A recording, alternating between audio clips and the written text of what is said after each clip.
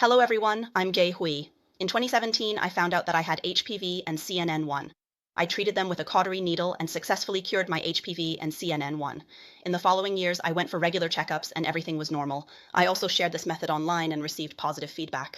Attention started around 201, 204, probably 30 people got acupuncture, all finished. So I feel this method is effective for me, and for some patients who watched my videos, it's also effective. So I want to share this method with others.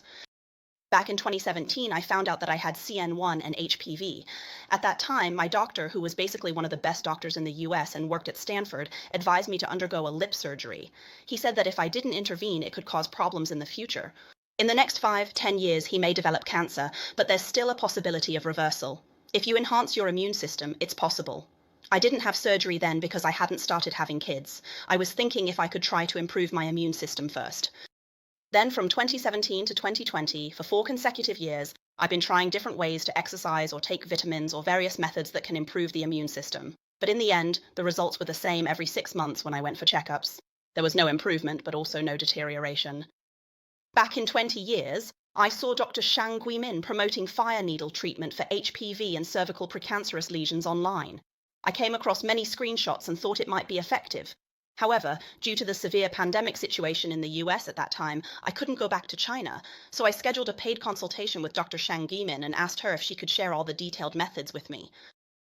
I found a local doctor to help me with this fire needle. He said it was possible. Later, Shangri-La told me all the details and methods. I followed this method and consulted many hospitals in the United States to see if they could help me with the needle. Then my staff OB doctor told me that using a red-hot iron to pierce the virus is theoretically feasible, but they don't have the experience and they dare not do such things because they are all illegal. So I searched for Chinese doctors in the San Francisco Bay Area, where there are many Chinese medicine clinics. I asked them if they would help me with the fire needle self-attack technique, but they all refused due to the risk involved. They had no prior experience with this procedure. They believe this issue might also be unlawful, so afterwards I went to file a report about an acupuncture course in order to study and investigate how to utilize it. During that period, when he informed me, numerous of his patients also allowed their significant others. Friends or family helped them tie it up, and it was tied up well. In class, I met a Chinese medicine student still studying for a PhD. He was willing to help me try it for free. When that 3 square centimeter point scabs and falls off, new skin completely grows out. The skin tissue inside becomes smoother, visibly so. Then, when I went for the 4th time, he said we could go for a checkup because of your cervical condition. When it emerged, it was smooth and tender. It was completely different from the initial observation. After the 5th needle, I waited 2 weeks for a physical exam. The report, released in March, showed my HPV had turned negative and there was no sign of CNN. Upon hearing the news, I was elated. I immediately informed Shang Guimin, praising, "Your method is simple, effective, and has no side effects." Later, I recorded and uploaded a video about this incident. The video quickly gained tens of thousands of views and garnered significant attention. He messaged me privately and said they also wanted to try, but they were too scared and couldn't find a doctor. Later, with my encouragement, about 30 people tried using fire needles to puncture the cervix.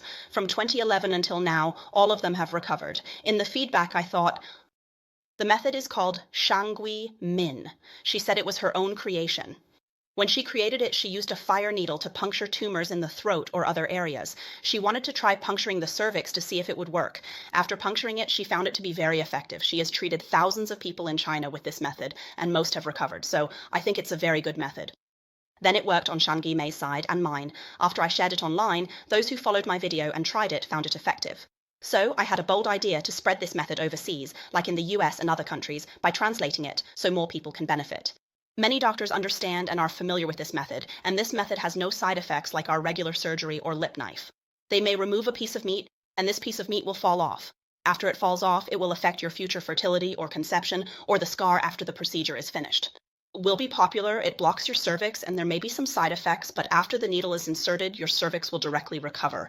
So I feel that this method is a better one compared to some surgeries because its side effects are really very minimal.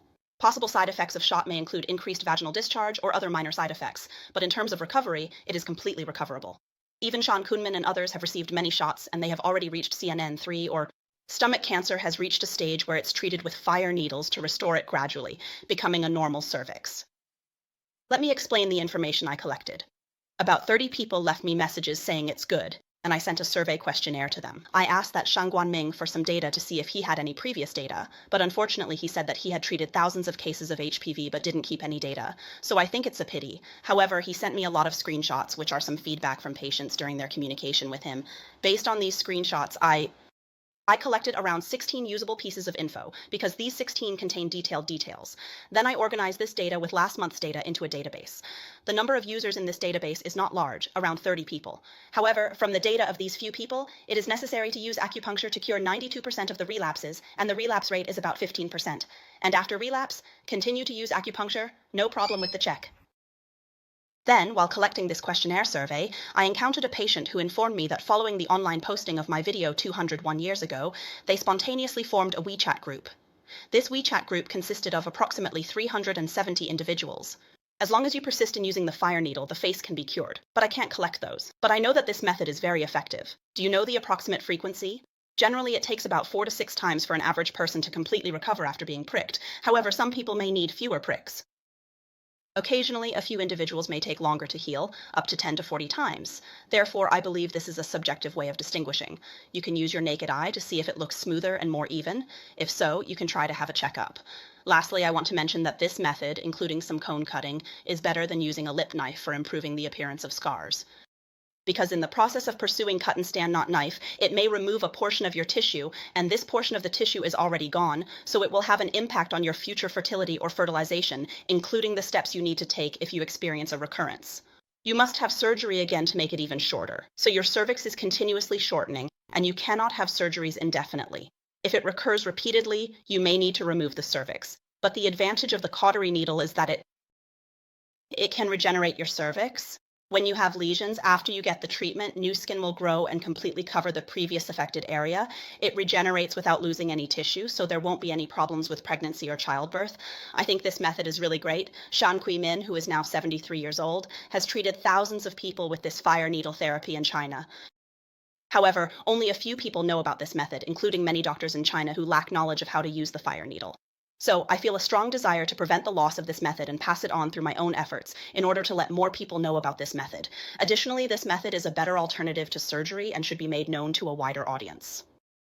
So the reason I recorded this video is because I'm that interaction designer who does a lot of user experience. And in the process, I also do a lot of user research. So based on the relevance of my profession, I thought it would be good to do this user research and let everyone know.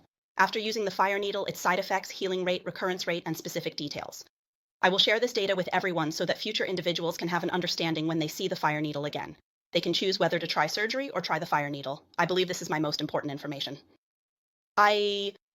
Ultimately, my goal is to increase awareness of acupuncture among doctors in the US and worldwide, particularly those with medical expertise. It is crucial that acupuncture is not reliant solely on personal connections for assistance, as I aim to prevent it from being an unknown method. Improper disinfection may cause inflammation or infection. I hope professionals in this field can hear my voice and spread this method for more people to benefit. Details will be included in the upcoming video. It is equally useful, and other relevant details will also be included in the video presentation.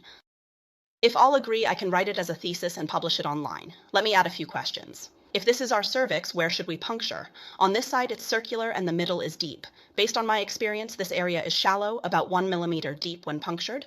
Start by going in about 3 mm, then at this point go deeper. Can go in about 2 to 4 mm or 5 mm. Push it in. Each push about 15, 16 times. By the next round, when you open it, you'll see a small circle around the point you pushed.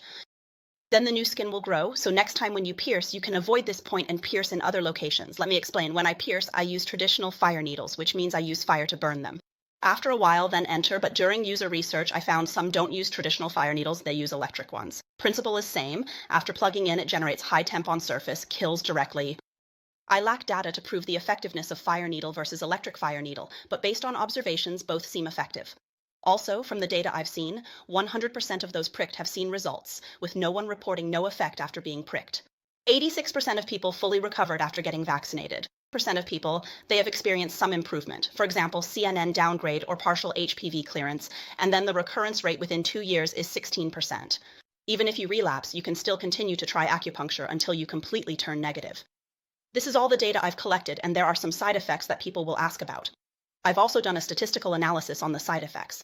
Some people say they feel a slight discomfort in their lower abdomen, while others say their vaginal discharge turns yellow after the procedure. Some people also experience bleeding or a yellowish discharge. On the other hand, some people claim that there are no side effects at all after the procedure. I think it ultimately depends on the individual. So when you get the injection, do you feel any pain? Actually, I didn't feel any pain at all, so everyone don't worry. If you're afraid, you can take a painkiller half an hour before the injection. And where can you buy these things? Personally, I bought them from Ali. All purchased on Express is from AliExpress. It is essentially the American version of Alibaba. They have nearly everything on there, but it takes approximately a month or more for the items to arrive. I am uncertain if they have it on Amazon, but if they do, you can search for it. Alright, today we will demonstrate the utilization of a fire needle for treating cervical problems. If you are able to locate a doctor, it is advisable to consult someone such as Shan Guimin or her students. However, if you are unable to find a doctor, you can utilize this method and present it to any healthcare professional. Initially, we need to prepare gloves, followed by the air pump, and finally a flashlight. These are the essential items required for performing the procedure. A nice light.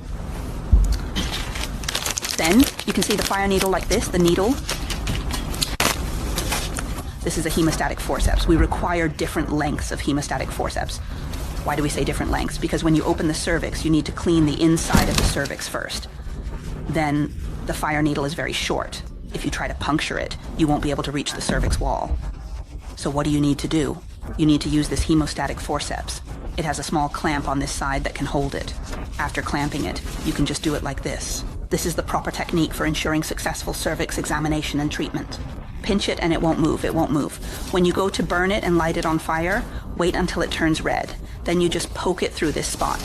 This is a hemostatic forceps. It has many different types. For example, let me show you this type. Compared to this one, it's thinner, while this one is wider. And then there's this one that's even thinner, and I don't know if everyone is the same, but with this thin one, you can't see the cervix inside, you can only see a little bit on the outside. This one can't be used, but this one can be used, but its width is not wide enough, so I think this one is more user-friendly and wider, so you can see what it looks like inside the deepest part. After opening it, there is a screw that can be tightened to keep it from moving, making it very convenient when you need to use it. Let's try the final step and see what it looks like. This is an alcohol lamp that I have already lit.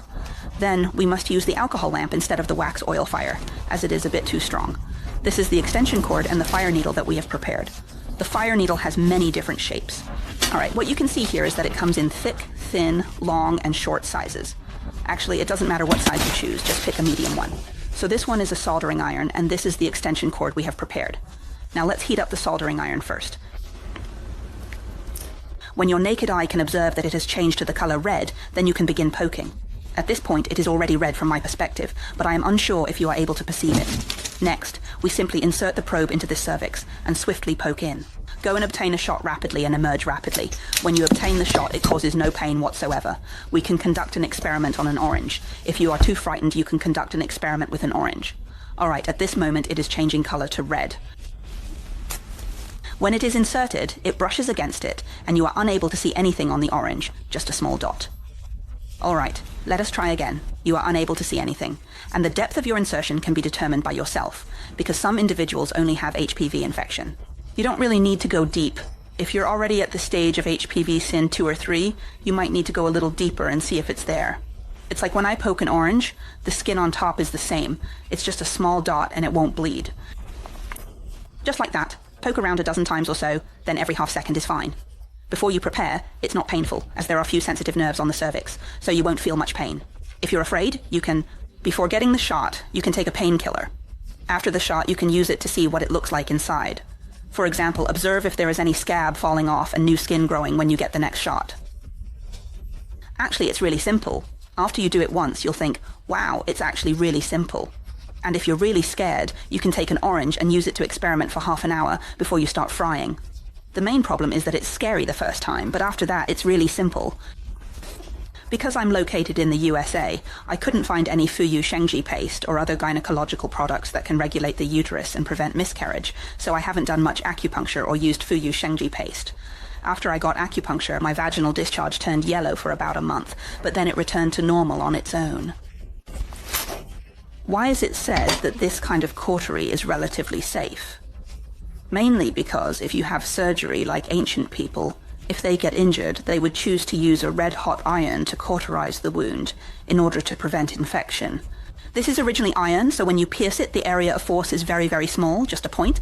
After it is pierced, there may be a small bulge around it because when it is hot, the high temperature affects the surrounding area, so it is relatively safe.